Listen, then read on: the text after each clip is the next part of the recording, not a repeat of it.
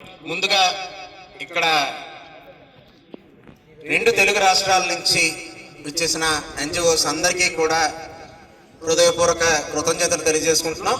ముఖ్యంగా తెలంగాణ నుంచి మీరు ఇక్కడికి వచ్చి కప్పు గెలిచారో లేదో తెలియదు, కానీ మా హృదయాలు మాత్రం గెలుచుకున్నారు.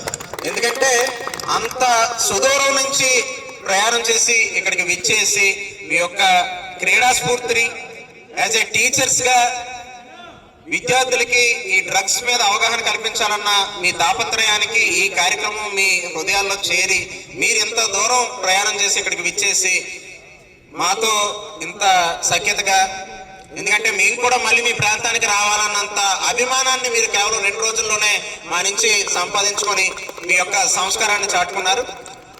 అదేవిధంగా మనకి 2 కళ్ళు 2 కిడ్నీలు అన్ని ఎలాగో మనకి 2 తెలుగు రాష్ట్రాలైనా మన అందరిలో ఉన్నది ఒకటే రక్తం. ఏ ప్రాంతికలైనా రక్తం ఒకటే, ఆ రక్తమే మన తత్వం. అదే మనలో మనందరం కలిసి ఉండడానికి ఐకమత్యం. సో యాజ్ ఎ టీచర్స్గా మీ పిల్లల్ని మంచి మార్గంలో నడిపించాలన్న మీ తపనకి మరొకసారి మా అందరి ఎన్జిఓస్ నుంచి హృదయపూర్వక కృతజ్ఞతలు తెలియజేసుకుంటున్నాం. అదేవిధంగా తెలంగాణ అంటే మాకు గుర్తొచ్చేది పోరాటాల పురిటిగడ్డ.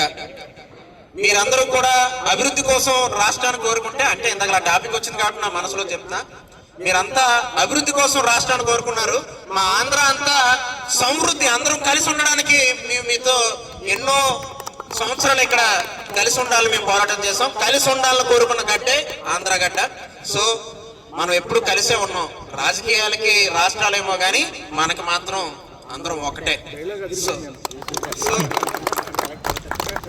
అదేవిధంగా ఈ ప్రాంతానికి ఉన్న ప్రత్యేకత ఏంటంటే, విశాఖ అనేది ప్రత్యేకంగా ఆంధ్రాలో ఇక్కడ క్రీడా చైతన్యం ఎక్కువ, అందుకే క్రీడాకారులు ఎక్కువ.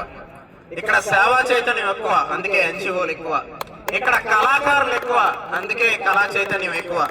ఇక్కడ రాజకీయ నాయకులు ఎక్కువ, అందుకే రాజకీయ చైతన్యం ఎక్కువ. చైతన్యానికే చైతన్యం పుట్టించగలిగే సేవ, తెగువ, దమ్ము, ధైర్యం, ధీరత్వం, మానవత్వం కలగలిపిన ప్రాంతం విశాఖ సొంతం. అది తెలుగోడి గర్వం, మనందరి గర్వం. సో అలాంటి ప్రాంతానికి అతిథులుగా విచ్చేసిన మీకు మరొకసారి మా అందరి ఎన్జిఓస్ తరఫున మీకు హృదయపూర్వక ప్రత్యేకంగా, ఎందుకంటే మేమంతా ఇక్కడ ఉన్న వాళ్ళమే, మీరే మాకు నిజమైన అతిథులు. మీరు బలంగా ఆడి మా మనసు నుంచి మరింత ప్రేమను పొంది మీరు మా జ్ఞాపకాలతో మీరు మళ్ళీ మీ ప్రాంతాన్ని చేరాలని ఆశిస్తూ, ఆకాంక్షిస్తూ, అభిలాషిస్తూ సెలవు తీసుకుంటున్నాను. జై హింద్. బ్రహ్మ గురు విష్ణు